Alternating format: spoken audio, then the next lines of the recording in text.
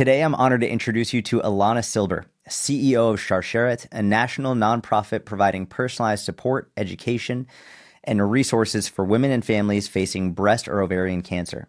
While it's rooted in the Jewish community, Sharsheret serves anyone who reaches out regardless of background or belief. The name Sharsheret means chain in Hebrew, symbolizing the powerful connections they build between individuals, families, and communities. With programs based in the United States and Israel, while also helping those in Canada and the UK, Sharsheret is making a huge difference all over the world. And when I learned about their work, I knew Alana had to come on the show to share their mission and offer hope and help to anyone struggling with cancer.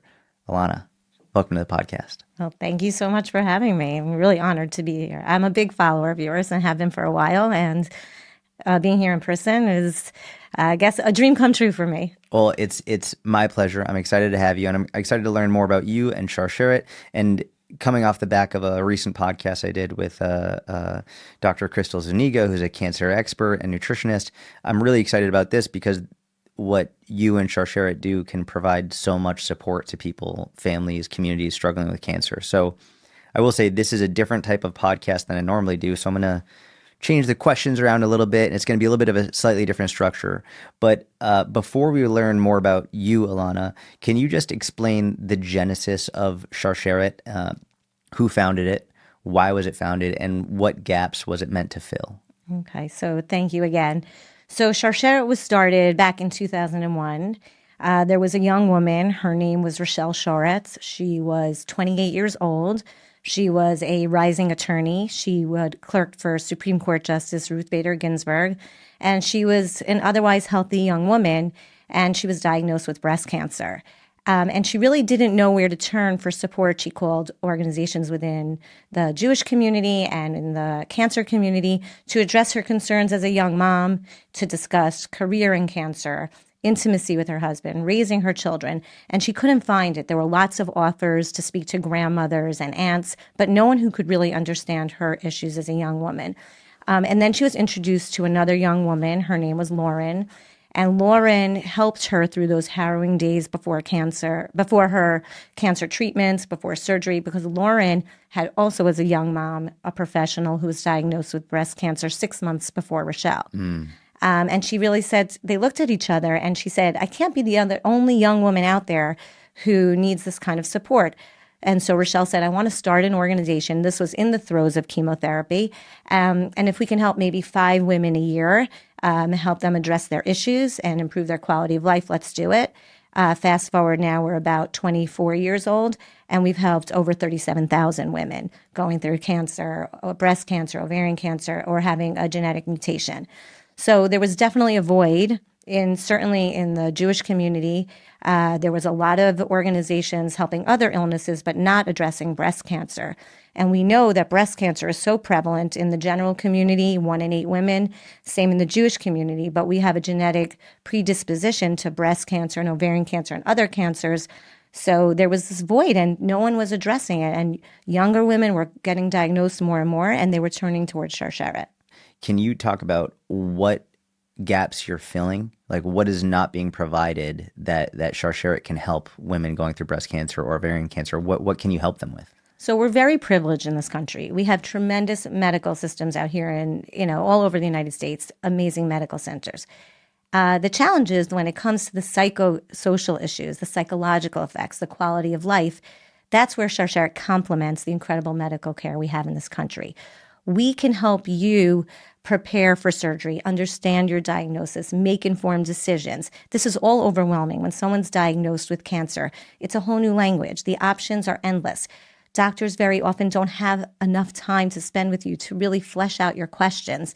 They give you options. You leave a doctor's office and they give you can do A or B. Well, what do I do? I'm not a doctor. Well, you really can do either one. So they call Sharsheret, and Sharsheret can help you make informed decisions. We have social workers on staff, genetic counselors on staff, and we talk through what your options are. And then people are overwhelmed just emotionally. This is how their whole lives are going to change. How are they going to balance everything? That's where Sharsheret steps in.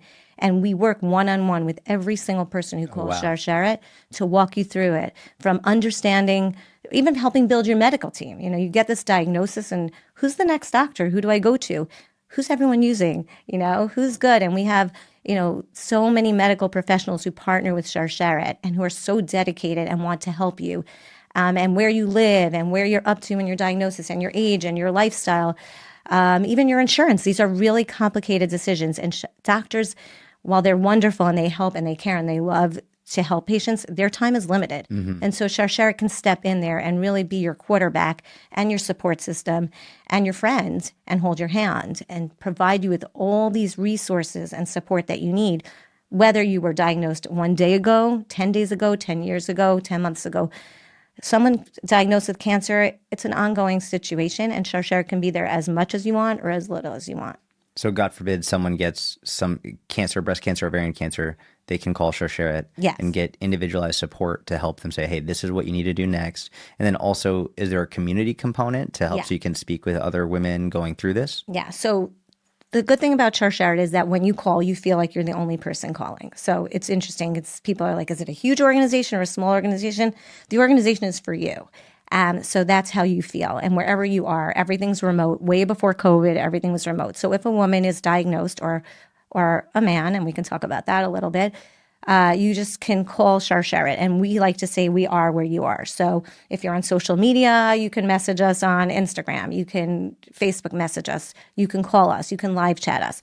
And basically, you just tell us where you are in your cancer experience and what your concerns are. And immediately we start taking care and helping you get what you need and when you need it right away. One thing I've noticed, and I have very close family members who have cancer and have gone through it, and friends as well, is that while the medical support can be incredible, a lot of it is like a lack of community, and sort of like what the founder went through, where it's like, I don't know anyone else who's not only going through this, but willing to talk about it and have in-depth conversations. Do members ever communicate with each other and like act as a support system too? Right. So that's the next step. Once we figure out what's going on and what you need. So we have 37,000 women in this peer support network, and all women want to do is help other women. I mean, we see women who are in the midst of treatment and say, I want to help people. And we're like, wait, why don't we just get you going? And they said, but no, I really want to help someone else because everyone's helping me.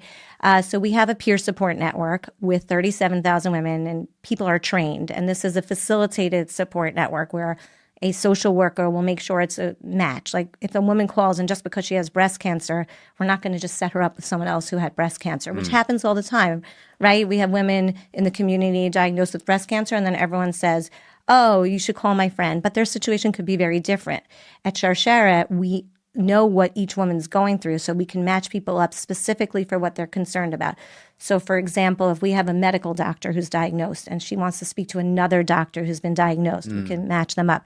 We have 2 rabbis. They're both dealing with community and privacy. How do you balance that? We can match them up. So that builds a lot of different, you can have 10 peer supporters. And in addition to that, we have an active Facebook group. So women can kind of find each other on Facebook with specific questions. And it's also a private Facebook group that's facilitated. It's large enough that you get the information you need, but small enough that you feel the sense of community. And then we do about 900 outreach and education events a year all over the country. Wow. Starting on college campuses. So we're building community. So when people come to these events, some are educational, some are fundraisers, some are just get-togethers. They're finding people like themselves there, and they're creating relationships and creating community. So, and we know that when you're diagnosed with an illness, very often you're looking for community within community because it can be so isolating. Yes. So we create that community for you. One thing that stuck out to me as I was going through the Sharsheret website, you have tons of webinars and informational material as well, which, again, on the back of the conversation with Dr. Crystal Zuniga, there's a thirst for knowledge around how to approach fitness, nutrition, exercise. And I was really blown away by how much knowledge and information you share in these long, in-depth webinar and online seminars that format for people to learn with whatever they're going through, whether it's the woman who's going through it or their family or whomever. I was really impressed with that. And I think it's one of the reasons why I was excited to have this conversation, just to bring awareness to this organization. And in terms of the the community that you provide and the one-on-one support that's actually individualized, like that's matching people up, it really speaks to the name Sharsheret, which is the chain. It's a strong chain of people helping people. So I've been just really impressed with everything that y'all are doing there. I do want to talk about the genetic predispositions, the BRCA mutations, which I believe are 10 times more common in women of Ashkenazi descent. Is that correct? Yes, and also men. So it's not only women, it's Okay. men also carry these mutations. Yes, in the Jewish population, 1 in 40 Jews will carry this mutation. Okay. In the general population, 1 in 400. And for a Wow. person Okay. who carries a BRCA mutation, if you are a woman, so your average risk going out there to get breast cancer is about 12%. Okay. It can shoot up to the 80% to getting breast cancer if you carry this mutation. Okay. And if you're ovarian cancer, which is more rare than breast cancer, but also no screening modality at this time, increases your risk into the 40s and 60%. So it's really important for people to understand their genetic status because there are measures you can take today to protect your future. So Jewish families, like you said, are at 10 times greater risk. So it's really an urgent concern within the Jewish community to know your BRCA is the most common one. You'll hear it, BRCA. People talk about it in the media all the time because it has such a significant risk. So there are things that people don't realize. Number one, that men carry these mutations. So people say, okay, so men don't have to worry so much, right? They're not going to get ovarian cancer, and male breast cancer is very rare.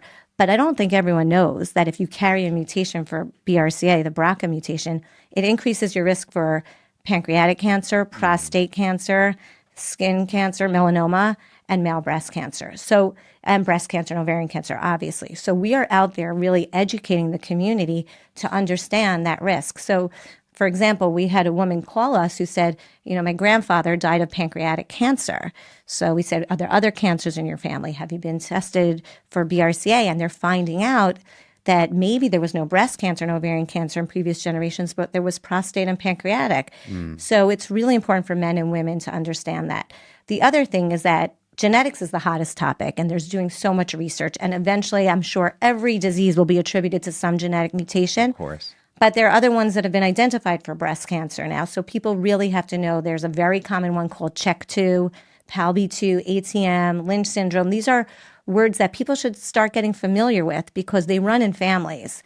And when you go for genetic testing and you get your results, it doesn't just affect you, it affects your entire family because we all have similar genes, and we have to have these conversations and tell family members because there are things you could do to protect your health. We don't necessarily have to wait for cancer to hit.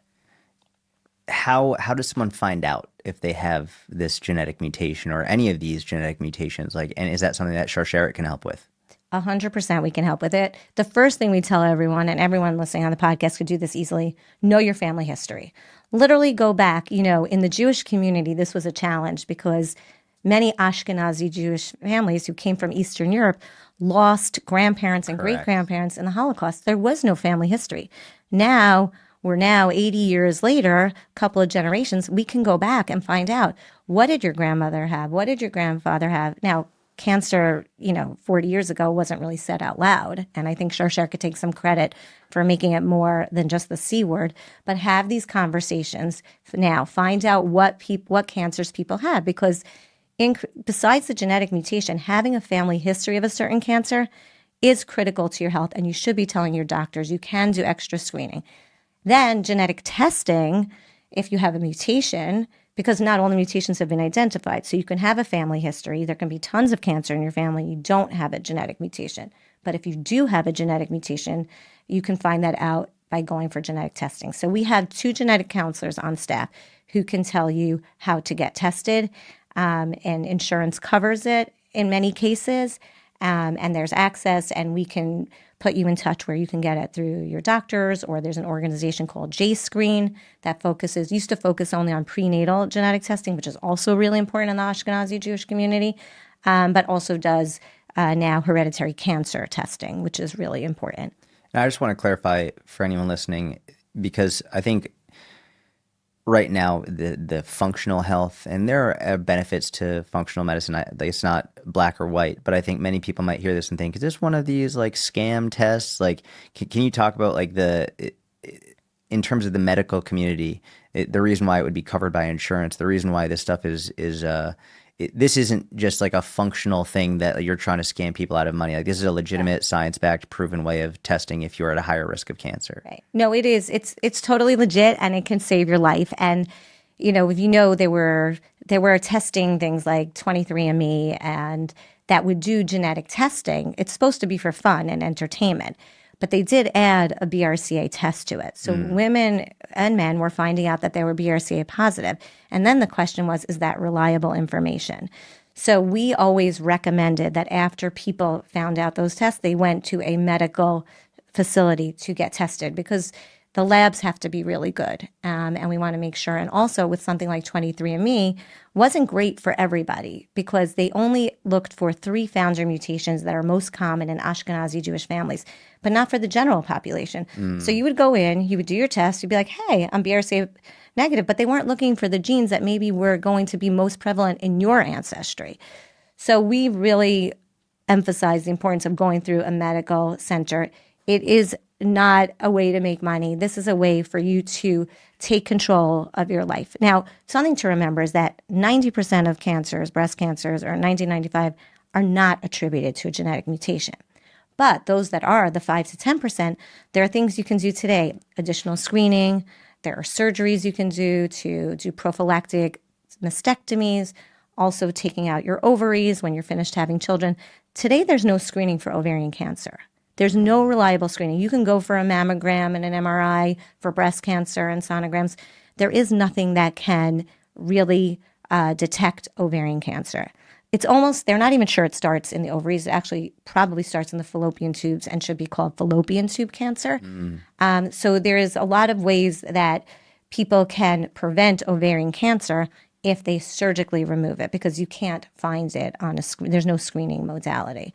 So it's really important. So if a woman finds out and she's finished with her family planning and she carries a genetic mutation, she can prevent a cancer diagnosis by having these surgeries. So it's very important for people to know, but to speak to a genetic counselor first, because the decisions that you make are complicated and affect more than just you and your family. I mean, there's so much going on with genetics now, and I don't even know if this is relevant for this group, but people want to cut off this gene. They want to say, like, the next generation, I don't want this gene in my family. So many people have suffered from cancer. So now through IVF, there are families that are doing something called PGT, which is pre-implantation genetic testing, where they can take the embryos and test and see which ones may or may not have the mutation, and only implant those that do not have the mutation. And then in essence, they're cutting off the mutation, and these babies that are going out into the world have the same risk for cancer as anyone else. So it's an expensive procedure.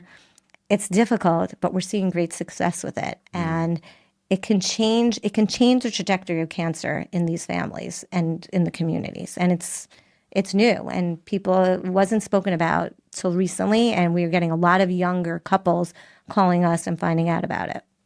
That's an interesting part of the discussion I wasn't even expecting to hear about. And I could imagine there's probably a lot of argument around that, where it's like almost this style of, all right, we're going to selectively choose who lives and who doesn't. That's like almost like more philosophical, like what's right, what's wrong. Are you playing God? Is this moral or ethical? It's that's an interesting aspect that I would imagine. Do you get kickback on that? I think there's emotionally, for previous generations that didn't have this option, there's a sense of, well, I wouldn't have had my kids if I did that. Look at these amazing kids.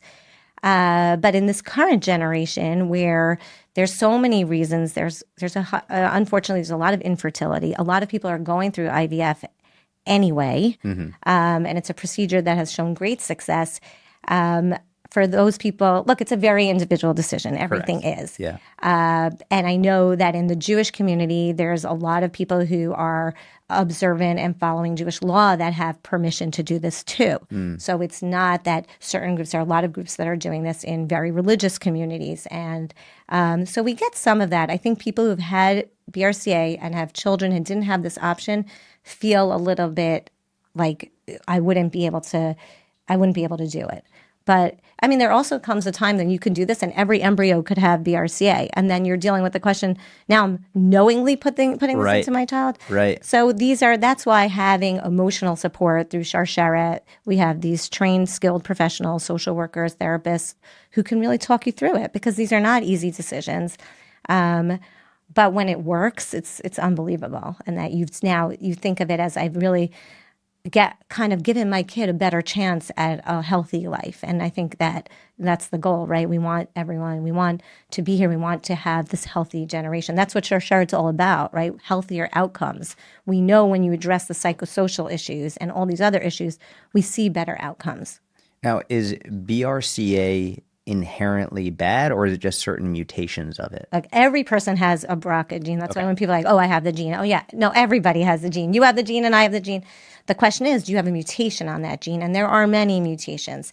And we've seen couples where both spouses are BRCA positive, and they are Positive for a mutation. mutation. Okay. Yeah, that's like the short was saying. They have a mutation, Got it. and so they're both concerned about their offspring and even for their own health. Like, Right, of these course. men now go to these genetics programs, and they're doing additional screening for pancreatic, prostate, and male breast cancer. I mean, we had a guy who was BRCA positive, and his dad had male breast cancer, so he was an advocate and talking about it. And we did a video on him, and while we're filming him, unbeknownst to him, he had already had male breast cancer. No way. But we encouraged him to go for screening. He's like, yeah, I'll go for screening after this. So he goes for screening. And then, I don't know, a week or two later, he calls and says, Alana, I just had a mammogram, and I'm going to be having a mastectomy next week. No way. And I was like, really? I thought I was putting him in touch to do screening for the next 20 years of Right. his life. But Was it he's very early stage at that point? very early stage, and that's why. And he was like back playing tennis. Like, I spoke to him last week, playing tennis and spreading the word to every guy who's BRCA positive. You need to just keep up your screenings. I mean, and if that's what people take away from this, Amazing. Yeah. whatever it is, whatever test you're going to take, or you need a mammogram, you have to go for prostate screening, pancreatic screening, you want to talk to a genetic counselor, don't push it off. Do it today. Get your screenings done. It could save your life. I mean, it saved this guy's life, and he's out there advocating. I know you briefly mentioned them. What are other gene mutations that women or men should be looking for? So CHEK2 has become more well known, and it didn't for a while. ATM, PALB2, and Lynch syndrome. Those are like the top ones. But really, you should be talking to your doctors and asking them about it. And also call our genetic counselor. I mean, and it sounds like a little bit like an infomercial, but everything is free. Everything is confidential. We don't take insurance because we don't charge you anything. It's not really Everything is medical. free. Everything is So free. someone who's like, I want to work with Sharsheret, I want to get this support. It's all free. Yeah. Yeah. And we also do financial assistance for low income cancer patients. We distribute over $1 million a year for quality of life, not medical. This is purely, a woman will say, I don't know if I want to, get a human hair wig. My insurance only covers this. But I have a job interview and I want to look good, but I guess I can't really do it because I can't balance the money. Sharsheret will provide that for you. There's people lose their hair during chemotherapy and they don't have eyebrows, and it kind of changes your whole face. Microblading may not be. We'll cover that for you. You shouldn't have to choose, do I do this or I do that? Sharsheret can then pitch in and get it for you. And that's been a game changer. Physical appearance when you're going through cancer is really important. You want to look in the mirror. You don't want to look like you're sick. You want people to be there for you when you need them to be, but you also want to have this normal life. And Sharsheret helps that. Can I ask, how does Sharsheret function without getting paid? Well, how do we have to raise a lot of money? So you want to get involved, make a donation. No, so we have a lot of very individual donors who give very well. We have some corporate support. We work with pharmaceuticals that bring drugs to market that address breast cancer, ovarian cancer, and BRCA. And so we've been able to leverage. They have deep pockets. They want to give back to the community. And then they support Sharsheret's programs. So they are not, sometimes they don't put their names on it. It's not about them. It's really about giving back to the community. So we are able to raise money that way. And we have family foundations, and we have one government grant from the CDC. It's small, but it helps us develop programs for young breast cancer survivors. And we've been having that support for about 15 years. And that's been helpful also to supplement from win donations and other support. So one more quick, just clarifying question on the gene Yeah. mutations. Someone goes, all right, you know what? I listened to Alana. I'm going to go get my genetic testing done. Comes back, they are BRCA positive. They have some type of gene mutation. Is the next step just getting screenings done on a consistent basis, or like what are the options? So the first thing I want to put out there, just so if you are considering genetic testing, get life insurance put in place. So this is important. There's no discrimination right now for workplace. So if you have a genetic mutation, you still should get health insurance. That's not an issue. What's not 100% in place, and some places do, you may not be able to get the life insurance you want. So if you're thinking about genetic testing, and we'll help you figure out where to go and how to do it, also get life insurance. So you're set. And then no matter what your results are, you don't have to worry about that. It could be complicated if you already have a genetic mutation. So I'm just putting it out there. Got it. Take that step first.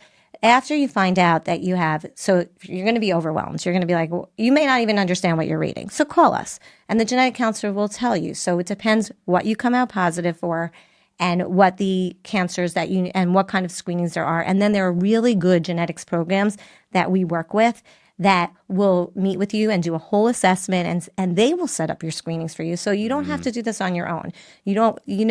People find out through here and there, and they don't know. Sharsheret can organize that for you so that it's in one place and you get the best care and you know what you're doing. So you might be going to screening places. You may be speaking to a surgeon. There are definitely things that you can do. So it first starts off with getting your results, but understanding the results and what it means. The first time you and I spoke, you told me a story about what Sharsheret was doing for cancer patients in Israel during the war while rockets and ballistic missiles were raining down on civilians.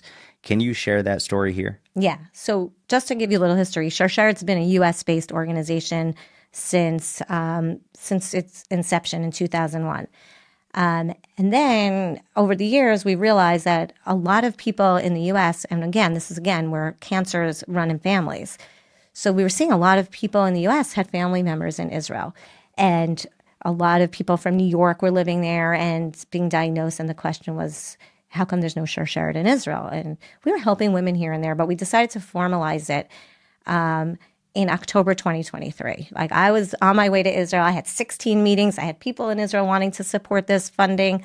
Like, it was like we were there. I had a great team set to work professionally on the ground, volunteers, and then October 7th happened and everything went on hold. And I was like, how can I go there? And, talk about starting an organization, it was under fire.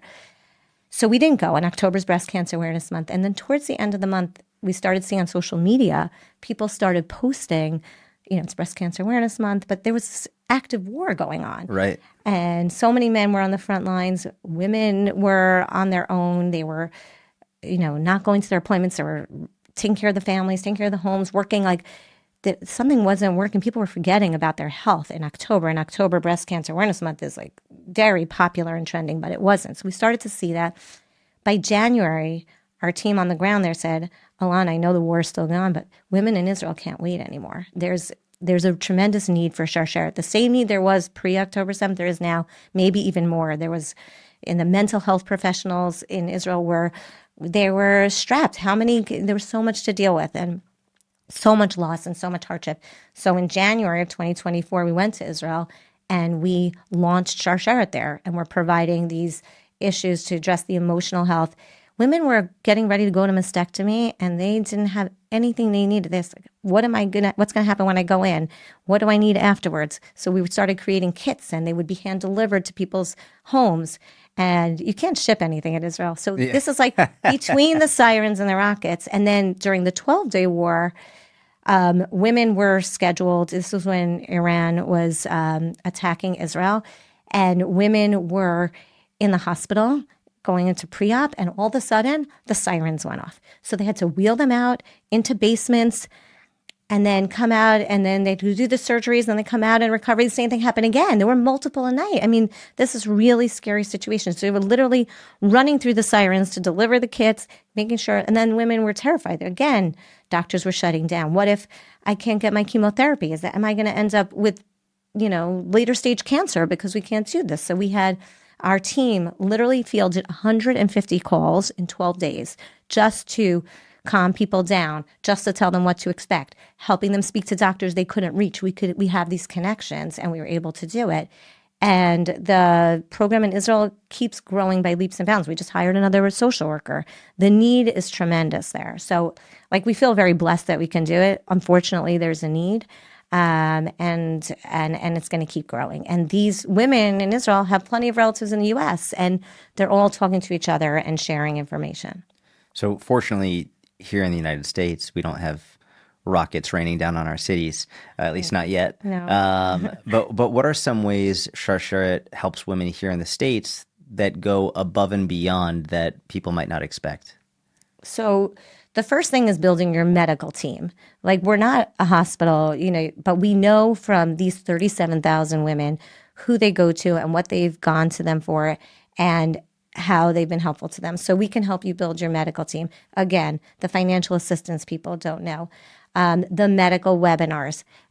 There was a woman who very much wanted a certain plastic surgery done for her reconstruction after breast cancer. And all the doctors she went to said, no, we can't, you're not a candidate for that. You can't do that. You can't do that. And she was on a Sharsheret webinar one night. We archive them. They're all, even if you can't make it. They're all there, yeah. They're all I there. saw And a you bunch search of them. them. And she said, this doctor was talking about the reconstruction she wanted to do. So she had never heard of him. So she called him. He's like, oh yeah, we can do that.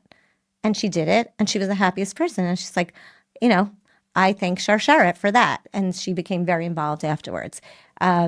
But Sharsheret is also giving you information that you didn't know about. I remember when a few years ago, there's something that came out with called cold capping, where during chemotherapy, you could freeze your hair follicles so you don't lose your hair during chemotherapy. Oh, wow. And that's when you're diagnosed with cancer, I think the first thing you worry about is, am I going to live? Am I going to die? Mm-hmm. The second question is, am I going to lose my hair?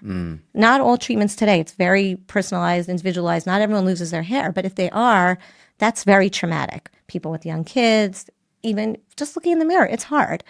So there was something called cold capping, and people didn't know about it. So talking to our team, we suggested it to someone: speak to your doctor if this is a good option. Everything we say, speak to your doctor. Anything you hear today, speak to your doctor. This is a disclaimer. And so she said, I never heard of cold capping. And so things like that, for me, who's working in this day in and day and night, I think I know it. I think everyone knows everything, but these little bits of information and knowledge can change the way the dealing with the whole cancer situation. We also help, mothers whose daughters are diagnosed, and sisters and best friends, and we can help with all these kind of things and really help. It's kind of like, you tell us what you're dealing with, we'll help you get it. I feel like that's, you're talking about how you feel like everyone must know about this stuff. When you're so deeply involved in it day in and day out, it's almost easy to forget that when someone is newly diagnosed, or they have a spouse or a family member who's diagnosed, like, this is brand new to them. And they often think that, well, cancer is not going to happen to me. It's not going to happen to my family, but it's unbelievably common. I feel like it's even getting more and more common. Their rates are skyrocketing. And so it's so helpful to have an organization like this, which is free, that has all of these resources for people who maybe they're not going through it now, and God willing, they never will. But if in the future them or a family member or a loved one is going through it, it's incredible to have this organization that can offer these resources and provide help. It's incredible what y'all are doing. Yeah. I mean, I think also sitting here with you, I'm thinking about what you focus on so much: fitness and nutrition. And we have nutrition counseling. We had a session last week. I mean, I guess if I can name drop, I don't know. Rachel Beller does a class for us. I don't know if you know who she is, or look her up. She's very well known. Hundreds of women are coming on to learn how to eat healthier. We have one-on-one counseling also. So nutrition plays a huge role in preventing cancer or healing from cancer. And so women can get nutrition counseling from Sharsheret, and really one-on-one to figure out for your body whatever else is going on, and what you like and what you don't like. And oh, I didn't know, I spoke to a woman who was recently diagnosed stage 4, and she's like, I threw out all the alcohol in my house, and I'm only going to go eat whatever. And I was like, are you sure? Do you want to speak to you want to speak to a registered dietitian before the alcohol's a good idea, because we know alcohol increases the risk for breast cancer, which we all learned on your show, your podcast. But there are ways that you can eat and enjoy life. And why don't you speak to our registered dietitians and figure it out? So Sharsheret's offering that too. And I think people don't realize that. It's all these little resources, genetic counselors and social workers. You can imagine if you're going out there, I don't know if anyone's in therapy out there, probably not a lot of people, right? What do you pay I for think a lot of therapy? people are in Exactly. That's what, there. think about it. I mean, everything we do is free and it's confidential and it's remote. Like you can be anywhere in the world and call Sharsheret and be able to get the resources that everyone else is getting. Let's say a woman is going through medical treatment for breast cancer or ovarian cancer, and she's got an amazing medical team, and the support, amazing medical team, everything is going as it should be, but she's struggling mentally and emotionally and physically. In your experience, what are some things that friends or family or their community could do to help this woman going through this? So the first thing is people need to learn what to say and what not to say, right? So we also speak with the woman who calls. We call them callers, but you can set the guidelines of what people can ask and what people can't ask. And we help you create those boundaries and those guidelines. But we also work with friends and family and we have resources for them, how to be a good listener, how to offer support without saying like, oh, I'm happy to help you. But no, give them specific ways that you can help. Oh, I'm going to the grocery store today, or, I'm going to be driving into the city. Do you want me to drive you for chemo today? Do you want me to sit with you? So there are ways that they can be helped. The community, I mean, in the Jewish community, there's a lot of power in prayer. And we're working with people there. People say Psalms, and it doesn't necessarily mean someone has to die for people to come together. There's a lot of people are doing good deeds in honor of somebody. Also in the Jewish community for Shabbat, people are always eating challah, and there's a lot of power in group challah bakes where you could have 40 women come together and put in the name of somebody for extra healing and power. I mean, we know that spirituality and religion and community all come into play when you're diagnosed with a serious illness. And that Sharsheret can also be helpful too. While not everyone who calls Sharsheret is Jewish, I mean, we have a program called Shalom Shabbat, and many people join because they want this respite. It's not about the ritual necessarily. And then we have those that, with genetic testing, it's interesting. People who didn't think they were Jewish find out that they had a Jewish grandparent or I something. get that all the time. And that's like all of a sudden they're like, wait, can I call Sharsheret? Am I Jewish enough? We're like, you can call Sharsheret. You don't have to be. And then around the high holidays, I mean, there's all these issues that Sharsheret and the emotional you're asking about and the spiritual Sharsheret could be that conduit. It can be that community. I mean, we're on college campuses all across the country. We are telling kids in their 20s, know your family history, go for a risk assessment at 25.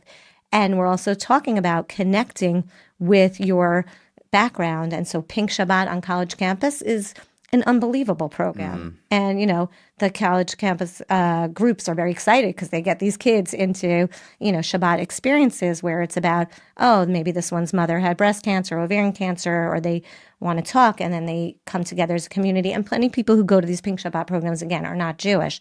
But it's a break from the week. It's an opportunity to look into yourself, focus on your health, and also focus on helping others. And I think that's the community aspect that we're seeing building on college campuses, and then these kids take it with them for years to go. You've said Sharsheret is culturally sensitive, not culturally exclusive, which I've loved. Can you give a real example of how that plays out for a non-Jewish woman who picks up the phone and gets help from Sharsheret? Yeah. So first of all, we've had calls where a woman calls like, I don't know if I should call you now. I'm not Jewish. I'm like, are you struggling with breast cancer, ovarian cancer? Yeah, then you called the right time. But we had a woman who I think she was like a chaplain, and she ended up doing one of her, she's not Jewish, like a Christian, but she had done one of her fellowships at the Jewish Theological Seminary in New York. And she just said she always felt connected to the Jewish community and very much learned from how they did chaplaincy and all that. And she learned a lot from it. And she brought it back to her own community. And then when she was diagnosed with breast cancer, she was connected with Sharsheret. And she's like, there's a reason why all those years ago my fellowship was there and I learned from them and I feel comfortable, and what you're doing is God's work and it doesn't really matter, and we learn so much from each other. So I think that That's one example. And I think that people like the idea that Sharsheret is thinking about you as a person and connecting with you and bringing Jewish values to the table. And it's not necessarily about your ritual, but the values of helping one another about, there's a value of caring for your health. In Hebrew, it's like, Nishmartem lo lenafshotekim, take care of your health and of your soul and of your body. And it goes together. And we really value that. And I think people of all religions and of all backgrounds want to protect their soul and their body. And we can do that together, regardless if you're Jewish or not. I love that. I think it's more important now than ever to be able to have a place that, yes, Jewish men and women can go, but also make sure people know this isn't just for Jews. And I think right now, as Jewish people, it's a scary time. It's a very scary time. There's the anti-Semitism is at an all-time high, not just in the U.S. but globally. And I see a lot of rhetoric around Jews don't like these people, Jews don't like this people. And number one, it's just not true at all. It's one of the greatest mitzvahs is to be able to save a life and to have an organization that is Jewish by Genesis and Jewish by birth and rooted in Judaism, but also accepting of everyone, regardless of whether they're religious or not, Jewish or not. I think it is God's work. It's amazing. And when it comes to anti-Semitism, like, we are unapologetically Jewish. Like, I'll put it out there. Like, we're not hiding it. If you want to come to Sharsheret, you have to be comfortable seeing Jewish all over there. Like, we will put that out there. And so while we are careful and we know that anti-Semitism is out there, we really feel it's important to share who we are and what we stand for. And that's always the way it's going to be. It's always going to be a Jewish organization who helps anyone and everyone who reaches out to us. I love that. I want to ask, you've influenced federal policy through your role, advisory role with the HHS, the CDC. You've been to White House cancer moonshot events. It's really extraordinary. What are some of the biggest gaps in national cancer support that you think Congress could and should fix?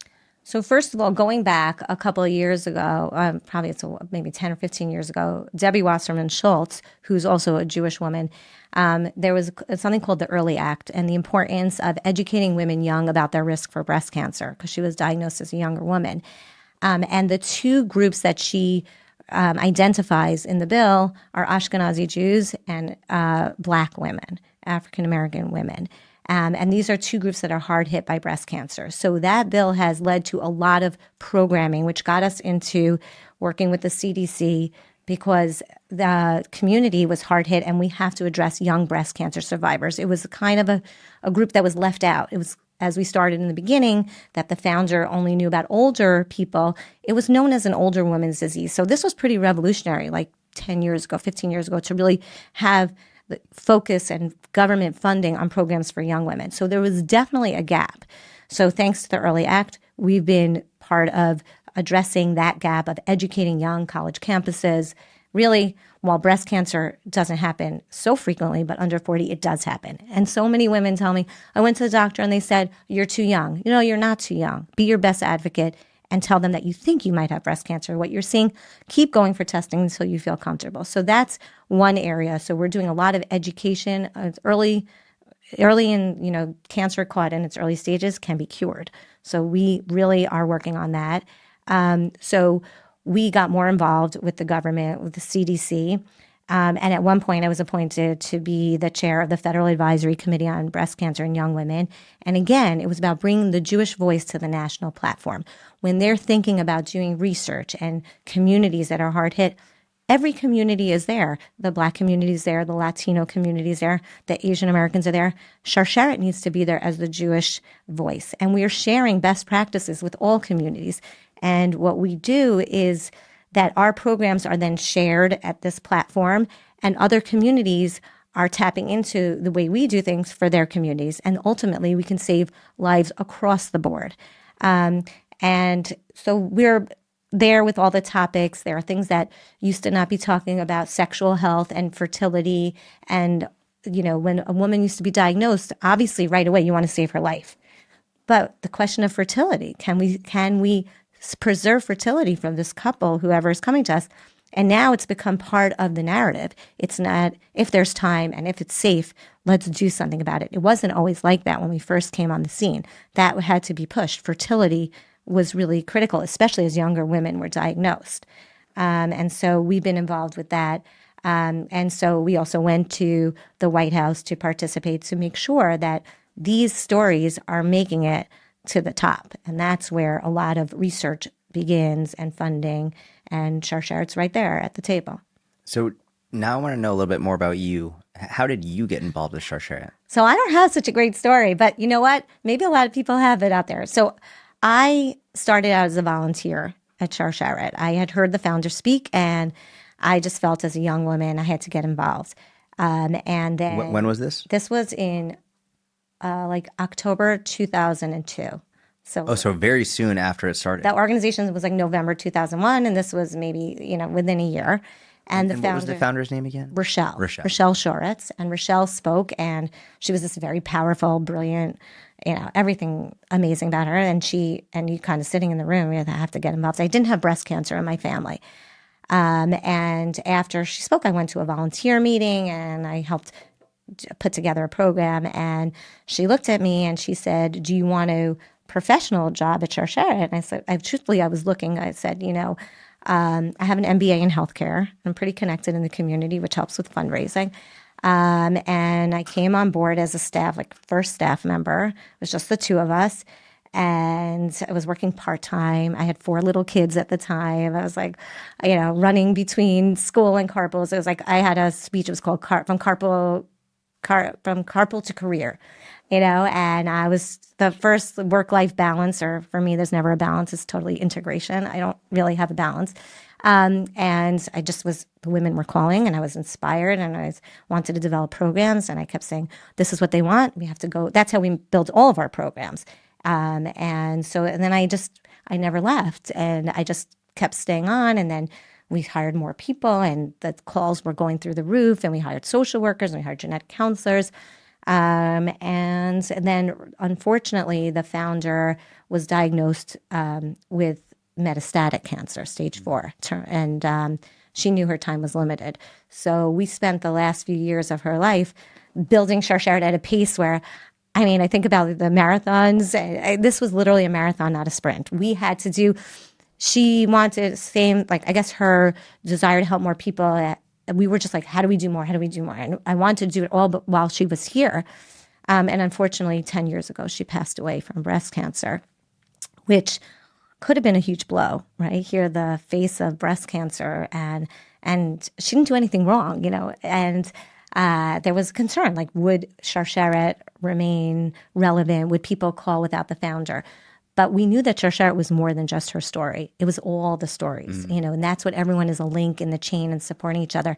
And Sharsheret's grown exponentially in the last 10 years. And for me, it's been, this unbelievable career path, but also emotionally. I happen to have 3 girls and a son. And I think that just being in this job all these years has really permeated throughout my family, and from a health perspective, from a careers perspective. I'm really proud that it's an organization started by women, run by women, primarily for men. We do help men, of course, as well. But I'm proud of that. And I think that the way it's grown responsibly and the numbers of lives that we've changed, improved, and saved, I think it's inspiring, and I see the next generation getting involved. So yeah, like now I'm no longer this young woman who started at Sharsheret as a volunteer with these little kids, and now I'm, it's 20 something years later, but I literally don't go a day being bored. Like, I'm always like, when am I burning out? But I'm not burning out, because there's been so much advancement medically, and just the world has changed so much, and the need has only increased. Like someone said to me, I was doing another podcast, and he said, now cancer doesn't mean you're going to die when you get it necessarily. Like, we can do a lot to save. So maybe there's no need for Sharsheret. I was like, no, there's a greater need, because people are living with cancer. That's what we do. We make you can live your life with cancer. We can help you do that in a way that it can be meaningful, and you can be successful, and you can imagine. And then afterwards, like the survivorship years, Sharsheret, like maybe one of our board members, Lizzie Greif, who's here in Dallas, who's amazing.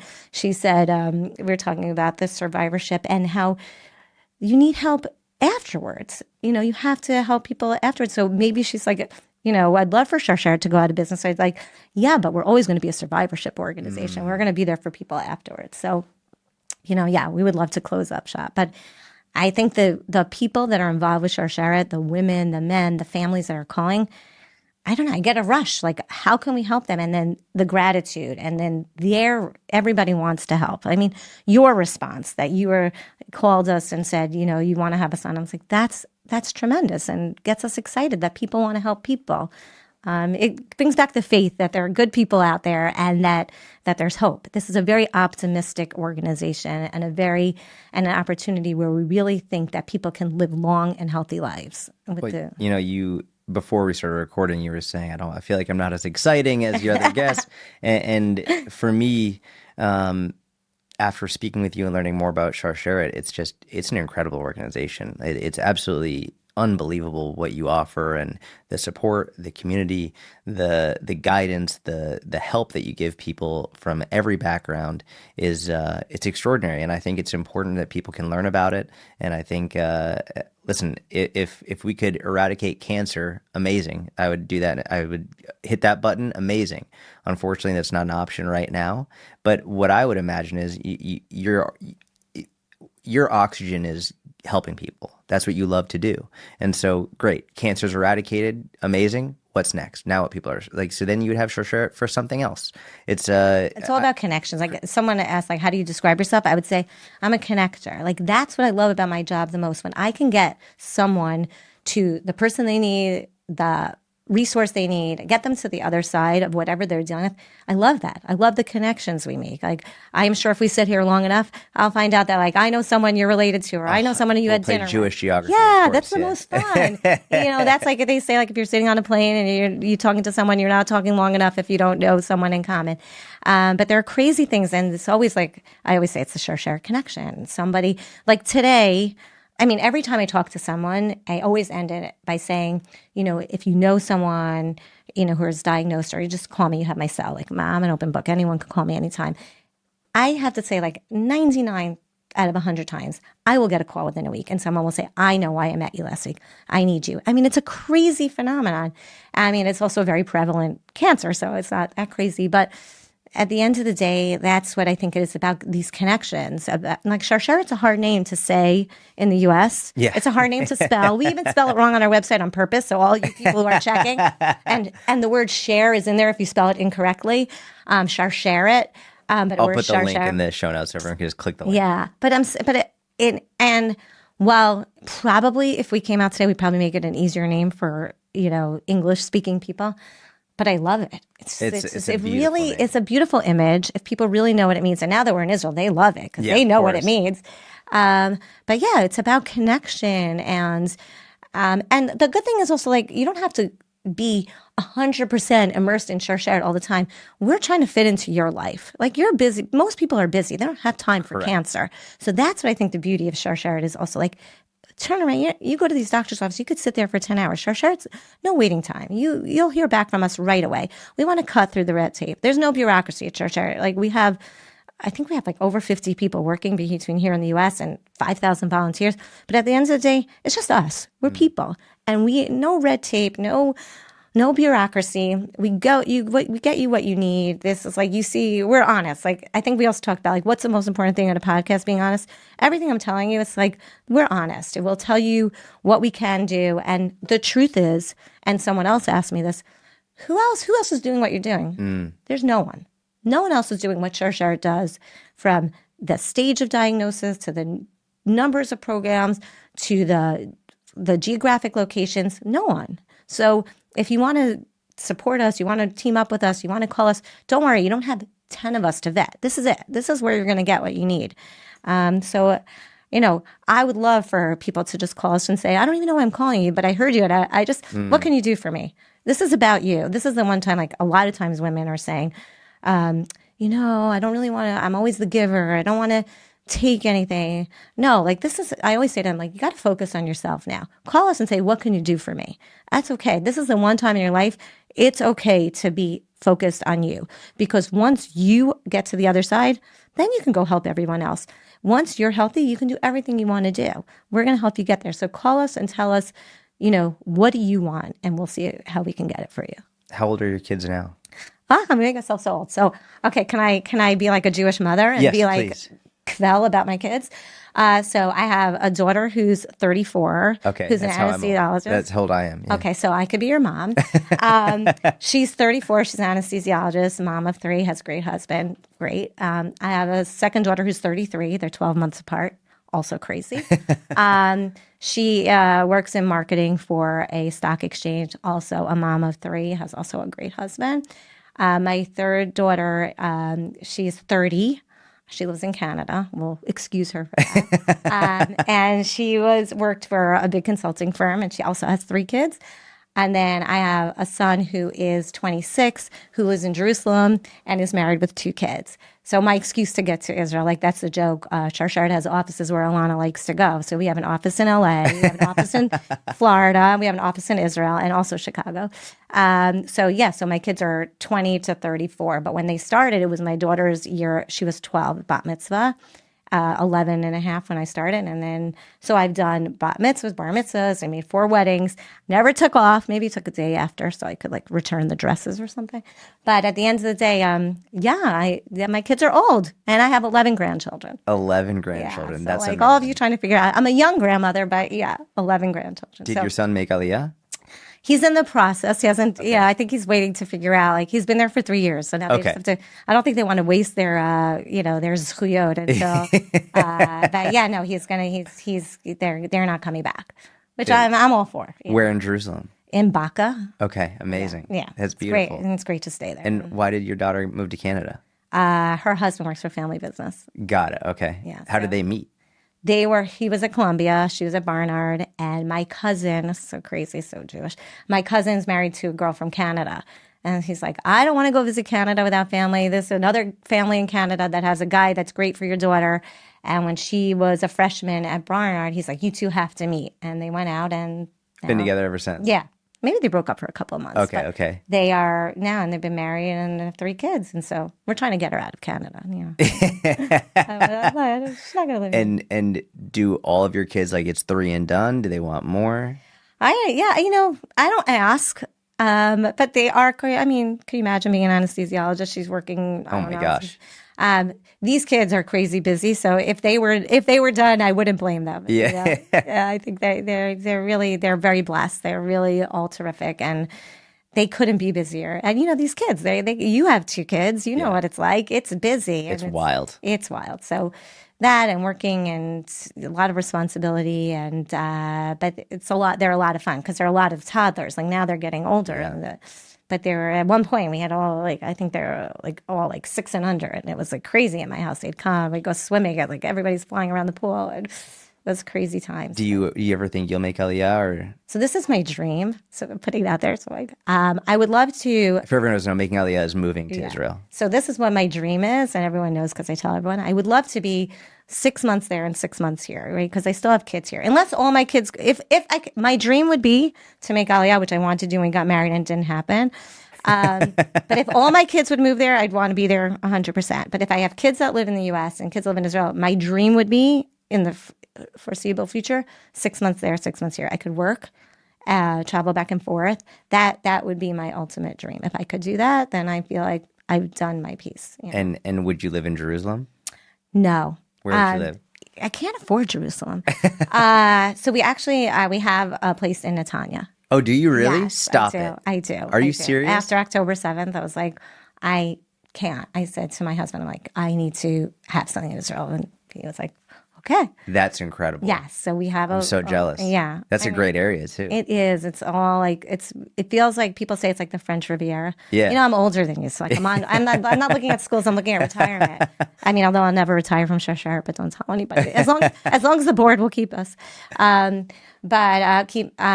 I think it's a beautiful place. It's on the beach, and there is a place called Piano, which is the center of it, and it's a shopping center and restaurants, and all the apartments lead up to it, and there are parks, and it's quiet, and it's just gorgeous, and it's just So if I can be there 6 months and come back to New Jersey. I don't know. That's where I'm from, New Jersey. But if I could do that, that would be ideal. And then eventually, I'd love to be there. Why? Did you think about making Aliyah? All the time. I actually, I thought so I was living in Israel, and then I got an opportunity. Do you know who Gary Vaynerchuk is? No. No. So I got an opportunity to coach this incredible man in New York City. I was living in Tel Aviv. I moved to New York City. I coached him for 3 years, and my idea was as soon as it was a 3 year deal. So I coached him 7 days a week for 3 years straight. And my idea was that from June 1st, 2016 to June 1st, 2019 is my contract with him. On June 2nd, 2019, I'm moving back to Israel. But then my wife and I started dating during my time coaching him.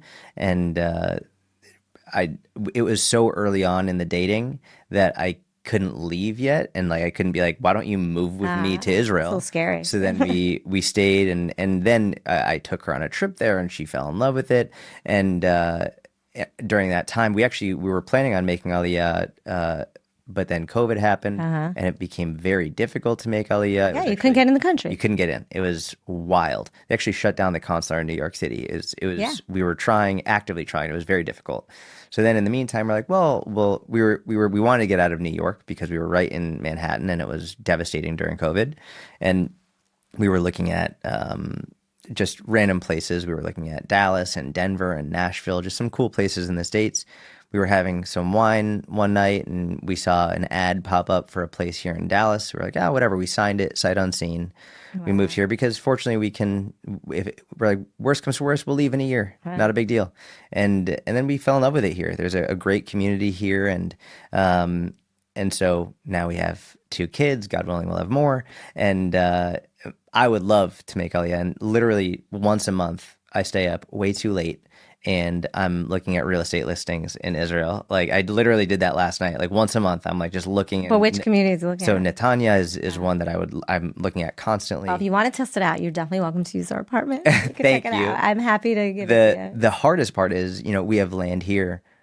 I would like to I've have a seen the place with land. land. Yeah. It's difficult to get land in Israel, Yeah. especially in the areas that I would like to If you be want to be in. with Anglos, yeah. It's just tough, like because we would like to be close to the beach. Good luck getting land close to the beach, and Well, I know about some new places coming up. If you want to talk I afterwards, would love that. there's like we were talking about. There's a place, Hadera. I love Hadera. Yeah, I actually Yeah. gave a fitness seminar in Hadera once. Oh, I yeah. would love that. So there are apartments literally 30 seconds from the beach there that 90 seconds. I think it's like you can't visit, you have to be across the street. But Yeah, they're going up now and you can buy on paper. really. Okay. Yeah. Well, So I can, my son's in-laws just bought there. all right. We'll be talking Yeah. about Then this I'll then. send you, I can send you all the information. Also, like of And the course, like prices are great now because it's on paper. you're right, right, exactly, Yeah. exactly. And they're apartments. They're not homes. So I think, I don't know about the homes because all my age are looking for apartments, but I can find out. Okay. I'm like, can find out from a lot of people. I also have friends who are in real estate in Israel. That okay. Well then, Do you know anyone? Are you working with a broker? no. I just am looking online, But I which is could always give you tough people because so the you can websites trust are. someone. Okay, Yeah. that would be Okay. amazing. Yeah, yeah. And then I'll like just dream, look at Caesarea, and Right. I'm like, yeah, good luck. Yeah. No, like we have friends who bought a humongous house in Netanya, but like it's a It's gazillion dollars. astronomical it's for like a like whole thing. yeah, it's tough. Especially this was like a whim. Like I bought it like in a month, and my husband was like now I'm like, oh, we should have waited. And but I really I was like I was afraid like if I didn't buy it now, it would never happen. And also the truth is, my apartment already went up in value. Right, And like exactly. it's crazy, but yeah. But if if you think about Hadera, like I definitely know people who I would are love that. selling We'll stuff talk like more that. about Yeah, this. yeah. But before we sign off, what message do you want to leave people with? So the message I always leave people with is, know your family history and go for whatever screening test you have to go. And then call Sharsheret, regardless. But I want people to get involved with Sharsheret. I do. I want everyone on this call to check us out, go on our website, see what we could do for you. Even if you haven't had cancer, there isn't a person out there who doesn't know someone who's had breast cancer, maybe ovarian cancer, isn't worried about their genetics. Our genetic counselors know everything about cancer genetics. Call us, and know that there are things you can do today to protect your health. And Sharsharet's a good place to start. And talk to your doctors. But that's it. Like I have like a million messages. The problem, I probably vomit everything out. I want everyone to be part of it. It's kind of a movement. It's not an organization. And we can really change the trajectory of cancer. I really believe we can. There's so much in our power. We just have to know that it's there, and Sharsheret can help you understand how to get there. You just want to help people. I want to That's help it. people. I want Sharsheret to be so busy. I want to go to the board of directors and say, we need to hire another 20 social workers because the call volume's through the roof. Like everyone wants, and the women are all doing well. And people always ask me, is this a sad place to work? And I'm like, no, it's not. Most people are doing well. And that's a really important point. It's not depressing. I mean, we obviously have our sad days, and look, every woman out there hopefully is going to turn 40. She's going to have a mammogram. Sharsheret helps you before that. Like if you're just nervous about getting a mammogram, which is a real thing, this Of anxiety, course, yeah. we help you with that. So they see something on a mammogram, they can call us, and you're not ready to call your mother, your sister. It's probably nothing. It could be nothing, and you don't want to burden family and friends. Call us. We're going to help you deal with it. It's not easy to wait for those results. The waiting is the worst part of all this, any illness. And Sharsheret helps. Like people think they can only call if they've had cancer. No, if you're thinking about it, if you're worried about it, if you're going for a test, call us. Like we can help you. You're amazing. Thank you. No, Thank you you for coming are. on. This was Thank amazing. you. Thank you. I'll put all the links to where people can find Sharsheret and to where everything where show notes. Please give Sharsheret a call. Go to the website. Thank you for coming on. I appreciate it. Thank you for all. I mean, I know this isn't about, but your fitness and your diet and nutrition guidelines are always spot on. And I've been sending your name to everyone, but literally I quote you all the time. Like, this is if you want to lose fat in 2025, these are the things, and this is in the order of importance. This is what, I mean, people need that. People need like very concrete, no garbage. I like that about you. You are super personal, super friendly, super real. It was great. Thank you. Thank you. Thank you. I really enjoyed meeting you. I can't believe I'm here. I'm so happy. I am so grateful. Really. Thank you for the opportunity. Of course. Thank you, everyone, for listening. I hope you enjoyed the podcast. If you did, please make sure you go to Sharsheret. The link is in the show notes. Call them, email them, message them. Please reach out to Sharsheret. As you heard, it's an incredible organization. If you enjoyed the podcast, please leave a 5-star review on iTunes or Spotify, wherever you're listening. Leave a thumbs up on YouTube. Have a wonderful week. I'll talk to you soon.